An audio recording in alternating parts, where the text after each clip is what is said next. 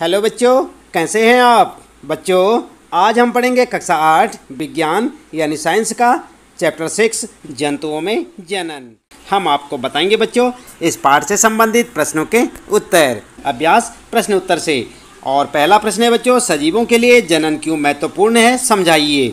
तो यहाँ पर जो है आप उत्तर क्या लिखेंगे, उत्तर इस प्रकार लिखें। ये प्रक्रम प्रत्येक जीव की उत्तरजीविता के लिए आवश्यक है, अर्थात यह एक जैसे जीवों में पीढ़ी दर पीढ़ी निरंतरता बनाए रखना सुनिश्चित करता है।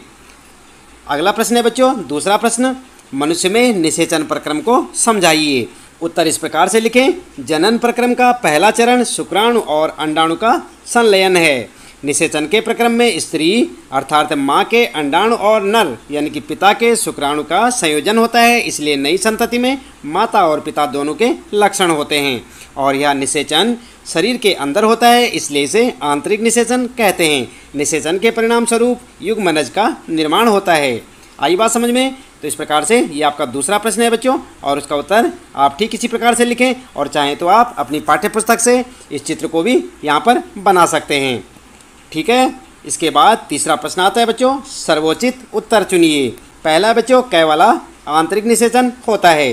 फर्स्ट दे रखा है मादा के शरीर में, सेकेंड है मादा के शरीर से बाहर, और थर्ड है नर के शरीर में, और चौथा नर के शरीर से बाहर। तो इनमें से आपको सही वाला देखना है कि कौन सा सही है। हम आपको बताएंगे, अभी देख लेते हैं। दूसरा कै वाला है एक टैडपॉल जिस प्रक्रम द्वारा वयस्क में विकसित होता है, और यहाँ पर 4 ऑप्शन है, इनमें से आपको एक सही ऑप्शन देखना है। पहला है निषेचन, दूसरा कायांतरण, तीसरा रोपण और मुकुलन। ठीक है, तो इनमें से एक सही होगा। कौन सा होगा अभी हम आपको यहाँ पर बताने वाले हैं। लगातार आप इसी प्रकार देखते रहे, वीडियो जुड़े रहे हमारे साथ। और गे वाला है बच्चों, एक युग्मनज में पाए जाने वाले केंद्रकों की संख्या होती है। कितनी होती है यहाँ पर से देखना आपको, कोई नहीं, 1, 2 या 4। तो इनमें से एक ऑप्शन आपका सही होगा। आप सोचिए।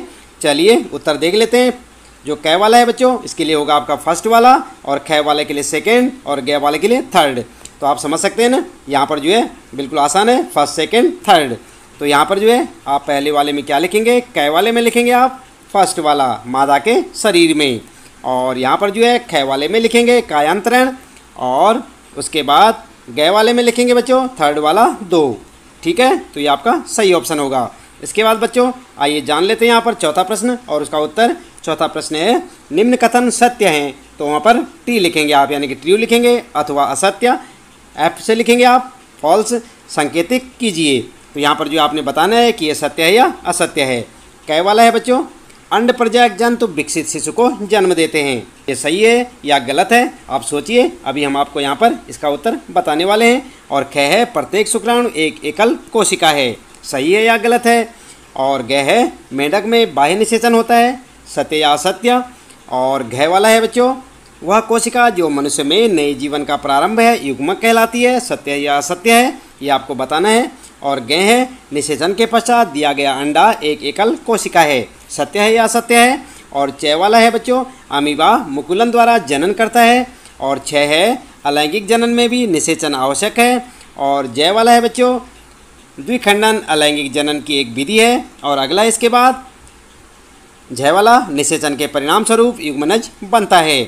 और यहाँ पर जो है इसके बाद आखिरी है, एक एकल कोशिका का बना होता है। तो इन सब में आपको बताना है कि इनमें कौन कौन से सत्य हैं और कौन से असत्य हैं। सत्य के लिए आपको टी लिखना है, यानी ट्रू लिखना है, और असत्य के लिए फॉल्स लिखना है, एफ वहाँ पर जो है आप लिखेंगे। तो यहाँ पर बच्चों आप ध्यान दें, कै वाला आपका फॉल्स होगा, और कै वाला जो है आपका ट्रू होगा।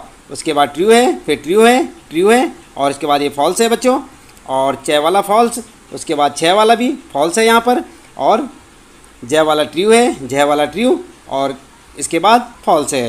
तो यहाँ पर से आप देख सकते हैं बच्चों, क्या लिखना आपने, कै में असत्य, कै में सत्य, गे में सत्य, और घय में सत्य, गे में सत्य, और चय में असत्य, और 6 में असत्य, और जय में सत्य, और जय में सत्य, और उसके बाद असत्य। ठीक है, तो इस प्रकार से आप टी और एफ लिख सकते हैं बच्चों। यहाँ से देखकर लिखें और सही सही।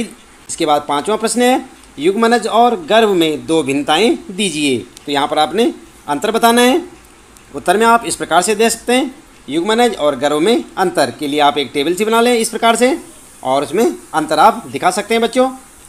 ठीक इसी प्रकार से एक टेबल बनाएं और यहाँ पर आप अंतर किस प्रकार से लिखेंगे, इस प्रकार से लिखें। नंबर 1 लिखें, युग्मनज में निषेचन के समय शुक्राणु और अंडा संलयित होकर एक हो जाते हैं, इसके परिणाम स्वरूप युग्मनज का निर्माण होता है। तो यहाँ पर लिखेंगे युग्मनज विकसित होकर भ्रूण बनता है और भ्रूण की वह अवस्था जिसमें सभी शारीरिक अंगों की पहचान हो सके गर्भ कहलाता है।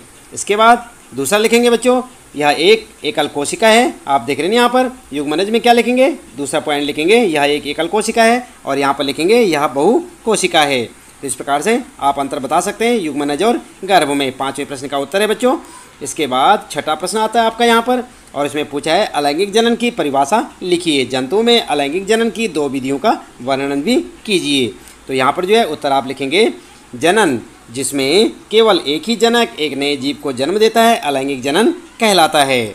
और यहाँ पर जो उदाहरण किस प्रकार से देंगे, फर्स्ट देंगे आप पहला उदाहरण मुकुलन, ऐसा जनन जिसमें जनक में एक या अधिक उभार विकसित होकर नए जीव को जन्म देते हैं मुकुलन कहलाता है। उदाहरण के लिए हाइड्रा, ठीक है, उदाहरण भी दे सकते हैं आप यहाँ पर। और उसके बाद लिखेंगे सेकंड वाला द्विखंडन, ऐसा जनन जिसमें जीव विभाजित होकर 2 संतति उत्पन्न करता है द्विखंडन कहलाता है। उदाहरण के लिए अमीबा। तो आप ध्यान दें बच्चों, काफ़ी इंपॉर्टेंट चैप्टर ये आपका, इसे अच्छे से पढ़ें। इसके बाद 7वां प्रश्न है यहाँ पर, मादा के किस जनन अंग में भ्रूण का रोपण होता है। उत्तर लिखेंगे गर्भाशय में। क्या लिखेंगे, गर्भाशय में। 8वां प्रश्न है बच्चों, कायांतरण किसे कहते हैं, उदाहरण दीजिए। तो यहाँ पर आप उत्तर में इस प्रकार से लिखेंगे, उत्तर लिखेंगे कुछ जंतुओं में शिशु वयस्क के समान नहीं होते, ऐसे जंतुओं के शिशुओं का कुछ विशेष परिवर्तनों के साथ वयस्क में रूपांतरण कायांतरण कहलाता है। उदाहरण के लिए मेंढक की बात करते हैं यहाँ पर। उदाहरण के लिए मेंढक टेडपोल रूपांतरित होकर वयस्क में बदल जाता है जो छलांग लगा सकता है और तैर सकता है। आई बात समझ में। तो इस प्रकार से आप अपने इस 8वें प्रश्न का उत्तर यहाँ से लिखें बच्चों, अच्छे से लिखें, उन्हें याद भी करें। और 9वां प्रश्न है बच्चों, आंतरिक निषेचन एवं बाह्य निषेचन में भेद कीजिए। तो कैसे करेंगे आप, इसमें भी अंतर बताना है आपको। और यहाँ पर भी आप एक टेबल सी बना लें बच्चों और ठीक इस प्रकार से लिखें। पहला लिखें यहाँ पर लिखेंगे आंतरिक निषेचन और यहाँ पर लिखेंगे बाह्य निषेचन, ठीक है। यहाँ पर क्या लिखेंगे, बाह्य और यहाँ पर आंतरिक, ठीक है। और उसके बाद यहाँ पर जो है अंतर बताना शुरू करेंगे। पहला लिखेंगे नर युग्मक और मादा युग्मक का संलयन शरीर के अंदर होता है, आंतरिक निषेचन कहलाता है। यहाँ पर लिखेंगे नर युग्मक शुक्राणु और मादा युग्मक अंडे का संलयन शरीर के बाहर होता है। और उसके बाद दूसरा अंतर लिखेंगे नर मादा के शरीर में शुक्राणु का उत्सर्जन करता है और यहाँ पर लिखेंगे दोनों व्यस्त युग्मकों को शरीर के बाहर फेंकते हैं। और तीसरा अंतर लिखेंगे विकास शरीर के अंदर हो सकता है और यहाँ पर लिखेंगे विकास शरीर के बाहर ही होता है। चौथा लिखेंगे अंतर, उदाहरण के लिए मनुष्य, पशु, शार्क, पक्षी, ठीक है। और यहाँ पर उदाहरण लिखेंगे जैसे मेंढक। आई बात समझ में। तो इस प्रकार से आप आंतरिक और बाह्य निषेचन के बारे में अंतर यहाँ पर स्पष्ट कर सकते हैं बच्चों, इस प्रकार से लिखेंगे। और इसके बाद देखते हैं यहाँ पर 10वां प्रश्न है आपका। इसमें पूछा है नीचे दिए गए संकेतों की सहायता से क्रॉस शब्द पहेली को पूरा कीजिए। और यहाँ पर आप देख सकते हैं संकेत क्या दे रखे हैं, बाईं से दाईं ओर। पहले नंबर पर आपने लिखना है यहाँ पर अंडाणु उत्पादित होते हैं और तीसरे नंबर पर लिखना है वृषण में उत्पादित होते हैं हाइड्रा का अलैंगिक जनन। और चौथे नंबर पर आपके लिए संकेत है हाइड्रा का अलैंगिक जनन है। और ऊपर से नीचे की ओर क्या लिखेंगे आप, नंबर 1 में लिखेंगे यह मादा युग्मक है और नंबर 2 पर नर और मादा युग्मक का मिलना और नंबर 4 लिखेंगे एक अंड प्रजनक जंतु। तो यहाँ पर जो है आप देख सकते हैं इसमें आपने इन्हें भरना है। देख रहे हैं ना आप, क्वेश्चन में आपको इसी प्रकार से देखने को मिलेगा। और आपने इस पहेली को यहाँ पर जो है इस प्रकार से बनाना है बच्चों। इस प्रकार से आप एक चित्र बना लें और उसके बाद पहले नंबर पर यहाँ पर आप लिखेंगे अंडा से और यहाँ पर क्या लिखेंगे अंडाणु। तो एक ही नंबर पर आ गया नहीं, ये एक नंबर आप देख रहे हैं, यहाँ पर लिखेंगे अंडा से और नीचे को लिखेंगे ऊपर से नीचे को अंडाणु। और यहाँ पर नंबर 3 पर लिखेंगे शुक्राणु और यहाँ पर क्या लिखेंगे नंबर 2 पर लिखेंगे निषेचन और यहाँ पर नंबर 4 पर क्या लिखेंगे मुकुलन और यहाँ पर मुर्गी। आया बात समझ में। तो इस प्रकार से आप अपने प्रश्न का उत्तर दे सकते हैं बच्चों। इसके साथ ही इस पाठ से संबंधित प्रश्नों के उत्तर यहाँ पर समाप्त होते हैं। उम्मीद है कि आपको अच्छे से समझ आए होंगे। इसी प्रकार लगातार कक्षा 8 विज्ञान के सभी पाठों के प्रश्न उत्तर जानने के लिए चैनल को सब्सक्राइब अवश्य कर दें, बेल आइकन भी दबा दें बच्चों, ताकि आपको आने वाली प्रत्येक पाठ की वीडियो की नोटिफिकेशन मिलती रहे। मिलते हैं फिर अगली वीडियो में नए पाठ के कुछ नए प्रश्न उत्तरों के साथ।